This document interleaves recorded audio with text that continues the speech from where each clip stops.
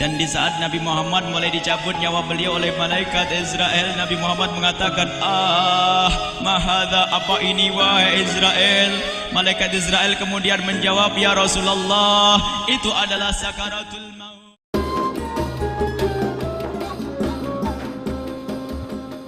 Malaikat Jibril berkata, ya Rasulullah, di depan ada malaikat Israel mau masuk. Kata Rasulullah, boleh masuk, silakan.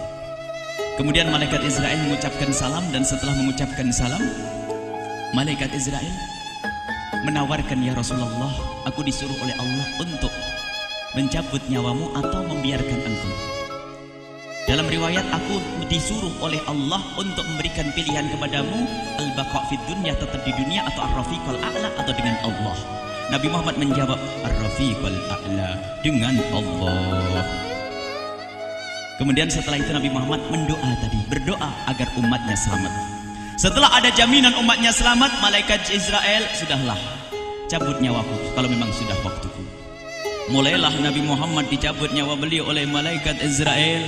Dan di saat Nabi Muhammad mulai dicabut nyawa beliau oleh malaikat Israel, Nabi Muhammad mengatakan, mahadha, apa ini wahai Israel? Malaikat Israel kemudian menjawab, ya Rasulullah, itu adalah sakaratul maut, itu adalah sakitnya di dalam kematian. Kemudian Nabi Muhammad mengangkat tangannya sambil berucap, la ilaha illallah, inna lil mauti la sakarat, tidak ada Tuhan selain Allah, sungguh di dalam kematian ada sakitnya, sakit kematian, yaitu sakaratul maut. Kemudian Nabi Muhammad memohon, ya Allah, Allahumma khafif alayya sakaratul maut, ya Allah, ringankan sakaratul mautku ini, ya Allah. Dijawab oleh malaikat Israel, ya Rasulullah, itu sudah aku ringankan 70 kali. Nabi Muhammad menoleh, apa malaikat Israel? Sudah kau ringankan 70 kali keringanan? Iya ya Rasulullah, sungguh aku tidak pernah mencabut seorang hamba lebih lembut dari cara mencabut nyawamu. Ini sudah aku ringankan 70 kali. Setelah itu justru Nabi Muhammad menangis, Israel, 70 kali rasanya masih sakit. Iya ya Rasulullah, memang itu sakaratul maut. Lalu bagaimana engkau mencabut umatku, wahai Israel? Allah, yang diingat siapa? Umat. Kalau engkau mencabutku dengan ringan seperti ini masih sakit, bagaimana engkau mencabut umatku, ya Israel? Dijawab oleh malaikat Israel, umatmu manusia biasa, ya aku cabut, ya Rasulullah, begitu saja. Ya sudah, begitu habis. Nabi Muhammad menangis.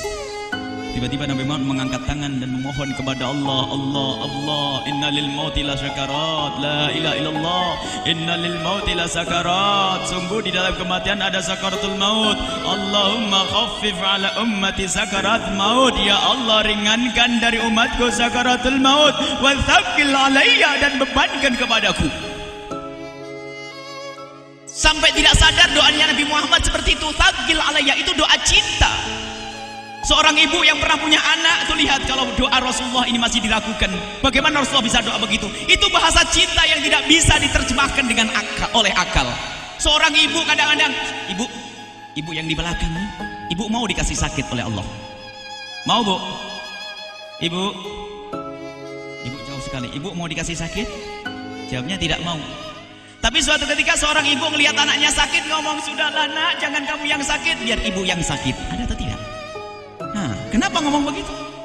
Itu bahasa cinta itu. Tidak rela kalau anak ini sakit, biar aku saja yang sakit. Itu yang dirasakan Rasulullah. Sakaratul maut begitu sakitnya, membayangkan betapa sakitnya umat Nabi Muhammad di saat dicabut nyawa beliau.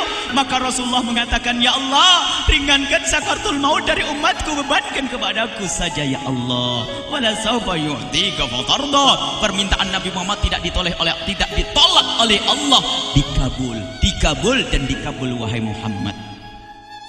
Sallu ala Nabi Muhammad. Dan benar, sakaratul maut kita ditahan oleh Rasulullah, ditanggung oleh Rasulullah, sehingga digambarkan oleh Imam Bukhari di saat Nabi Muhammad dicabut nyawa beliau, Siti Aisyah yang ada di situ. Rasulullah berada di pangkuan Siti Aisyah, yang saat itu Siti Aisyah melihat keringat dingin keluar dari kening Rasulullah. Siti Aisyah tidak pernah melihat keringat keluar seperti itu. Bahkan di saat dipegang kepala Rasulullah, panasnya melebihi dari panasnya orang biasa. Setiap kali ada kain dicelupkan di air, ditempelkan di kening Rasulullah langsung mengering. Saat itu Nabi Muhammad mengucapkan kalimat la ilaha illallah innal lil mauti lasakarat. Kemudian Nabi Muhammad berpesan dengan banyak pesan, dan di antara pesan Rasulullah adalah akri minni ala ummati salam, akri minni salam ala ummati wa ala man ittaba'ani wa ala man tabi'ani min ila yaumil qiyamati. Aku titip salam kepada umatku dan orang yang mengikutiku sampai hari kiamat. Sadari salam Rasulullah. Sebelum meninggal masih ingat titip salam. Salam kepada siapa? Bukan salam kepada siapa-siapa, tapi salam kepada kita. Maka mari kita mengucapkan salam kepada Rasulullah, karena Rasulullah sudah salam duluan kepada kita. Mari kita sejenak bersalam kepada Rasulullah dan hadirkan Rasulullah ada di mata kita dan di hati kita. Mari kita bersama-sama mengucapkan salam. Assalamualaikum ya Rasulullah. Assalamualaikum ya Rasulullah. Assalamualaikum ya Habiballah. Assalamualaikum ya Nabi Allah. Rasulullah mengucapkan salam untuk kita. Dan di saat itu Rasulullah keringat dingin keluar, maka oleh Siti Aisyah diusap. Oleh Siti Aisyah diusap, bayangkan saat itu Nabi Muhammad di pangkuan Siti Aisyah dan diusap oleh Siti Aisyah. Siti Aisyah berkata, keringat Rasulullah mengucur deras hingga aku usap, dan aku usap dengan tangannya Rasulullah. Diusap dengan tangannya Rasulullah. Siti Aisyah memegang tangan Rasulullah sendiri yang digunakan untuk mengusap keringat Rasulullah.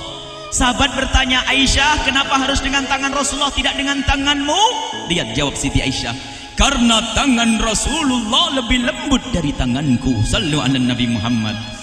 Masih sempat nyanjung itu sahabat Nabi. Dalam keadaan begitu masih menyadari kelembutan tangan Rasulullah, jasad Rasulullah, kemuliaan Rasulullah sallallahu alaihi wasallam. Dan aku lebih menginginkan bahwasanya yang menyentuh jidat Nabi Muhammad adalah tangan yang paling mulia di dunia dan di akhirat. Siti Aisyah enggak berani menyentuhkan. Pengennya yang disentuhkan di kening Rasulullah adalah tangannya Rasulullah sallallahu alaihi wasallam. Kemudian setelah itu Nabi Muhammad merasakan sakit yang sangat untuk kita. Kemudian Nabi Muhammad mengangkat tangan tinggi-tinggi mengucapkan la ilaha illallah inna lil mauti lasakarat. Tiba-tiba tangan itu semakin turun dan ditangkap oleh Siti Aisyah.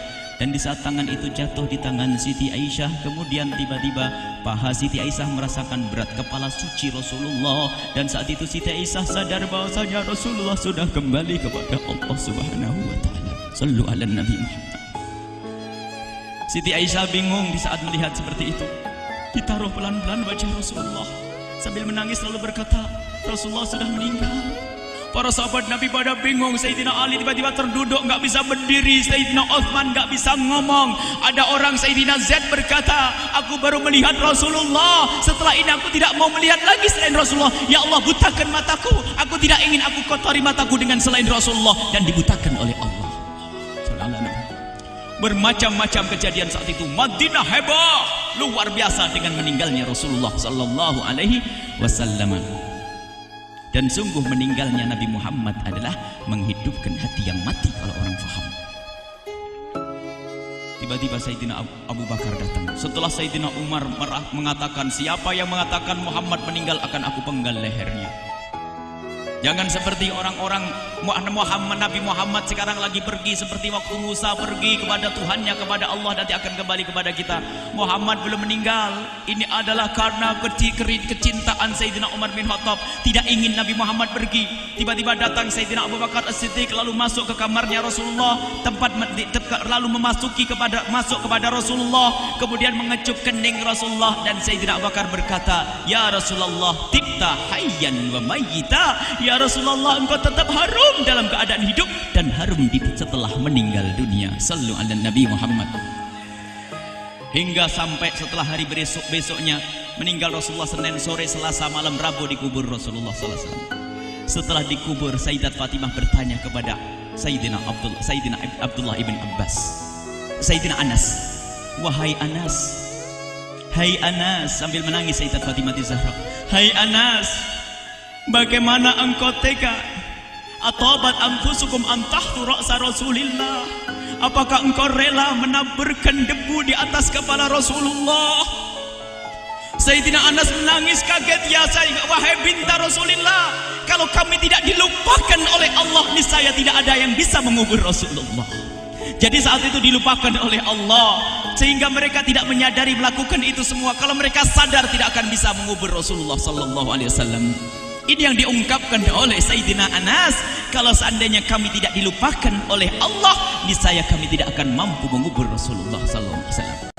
Kami yang hadir di sini, ya Allah, ingin senantiasa hadir di hati kami kekasih-Mu Nabi Muhammad. Maka kami mohon, ya Allah, jadikan kekasih-Mu Nabi Muhammad yang akan, ya Allah, yang akan mendampingi kami kelak saat Kau cabut nyawa kami, seperti yang Kau wahyukan kepada kekasih-Mu Nabi Muhammad. Wa absyiru bil jannati, semua hamba yang beriman akan menyaksikan surga, ya di saat dicabut nyawa mereka. Dan surga, di tempat surga itu yang paling mulia adalah Nabi Muhammad.